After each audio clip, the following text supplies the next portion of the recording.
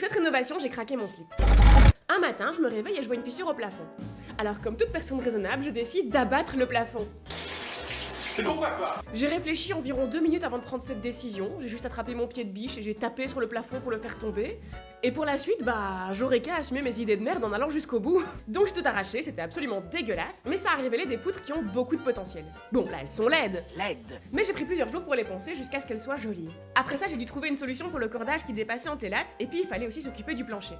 La peinture était moche. C'est moche! Alors ça dégage, on ponce, on traite, et puis c'est bien beau tout ça, mais maintenant il faut aussi reboucher le haut des murs. Et puis vient l'étape de l'électricité, mais là j'avoue j'ai vraiment fait de la daube. C'était les premiers boîtiers que je changeais, et à l'époque je savais pas comment fixer les nouveaux boîtiers. Alors je me suis dit que de la mousse expansive, ça ferait le taf. Mais oui, un truc hyper inflammable juste à côté de mes prises électriques, c'est brillant ça. Bon, je vous rassure, j'ai finalement corrigé ma connerie, j'ai tout arraché et j'ai recommencé avec du plâtre à prise rapide.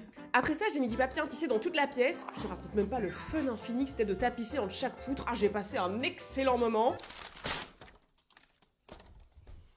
Sarbacane. J'ai fabriqué un joli bardage, j'ai posé un papier peint de grand-mère, et puis là, la pièce pourrait être finie, mais j'ai décidé que la cheminée était laide. Et quand je trouve qu'un truc est moche, je l'arrache.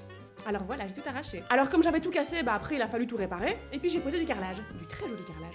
Maintenant que la lumière soit, j'ai trouvé un câble en fausse corde naturelle pour faire joli. Ah oui, et l'arche là derrière, je l'ai fabriqué aussi, mais bref, longue histoire.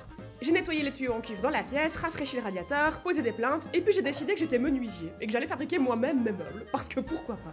Le problème, c'est que fabriquer soi-même des étagères, c'est dangereux quand on n'utilise pas son cerveau. Je vais bien. Bref, à la fin, j'ai une très jolie étagère. Il reste un dernier truc moche dans la pièce, le coffret électrique. Alors je fabrique un truc en bois joli pour cacher sa laideur. Au passage, j'ai failli mourir parce que le lustre a décidé de me tomber sur le crâne. Et pour une fois, c'était pas ma faute.